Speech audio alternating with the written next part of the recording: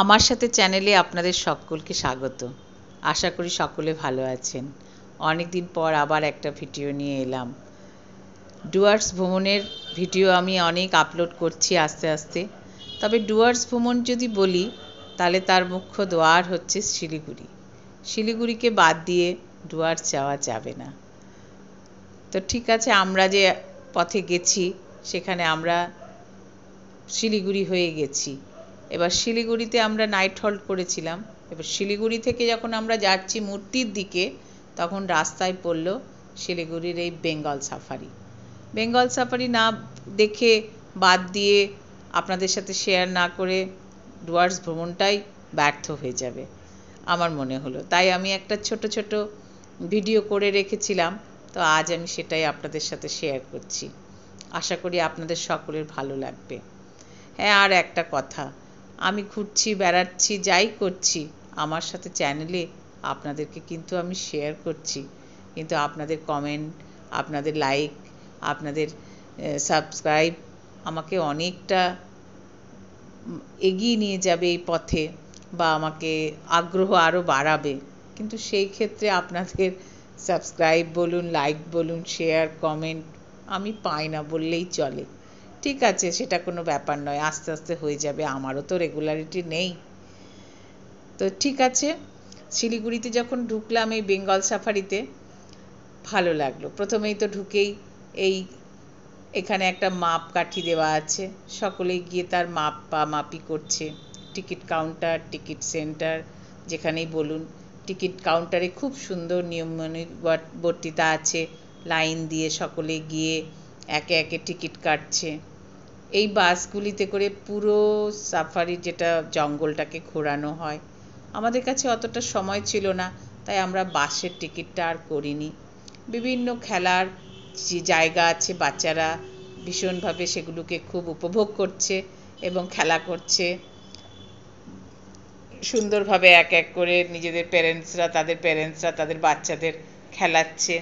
বেশ সময় কাটালাম কিছুক্ষণ তাদের দেখেই, খুশি অনুভব করলাম। কোথাও বা কেউ এইভাবে দেখুন কি সুন্দর না, খুব ভালো লাগছিল।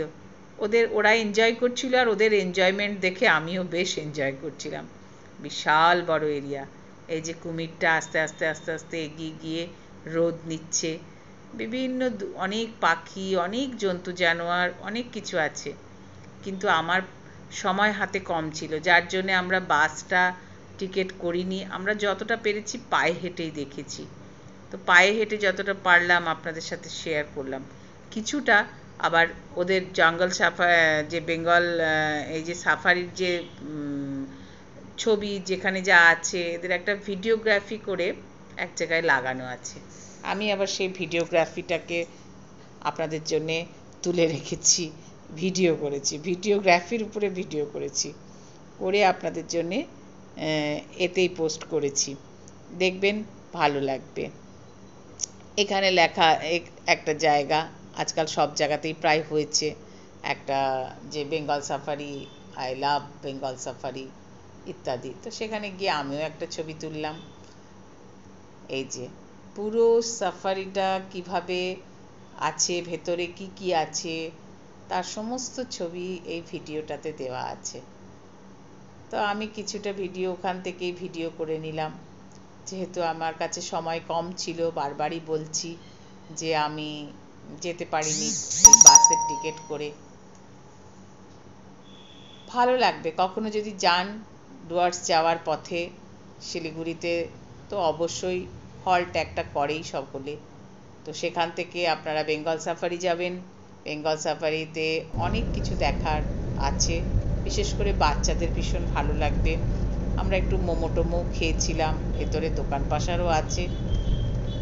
তারপরে ওখান থেকে দেখার পরে আবার আমরা আমাদের গন্তব্যস্থলে যাবার জন্যে বেরিয়ে পড়লাম, সেটা হচ্ছে মূর্তি।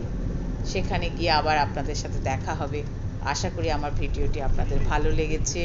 ভালো লাগলে লাইক করবেন, শেয়ার করবেন, আর আমার সাথে চ্যানেলটি সাবস্ক্রাইব করতে ভুলবেন না। ভালো থাকবেন সকলে। আজ তাহলে আসি। আর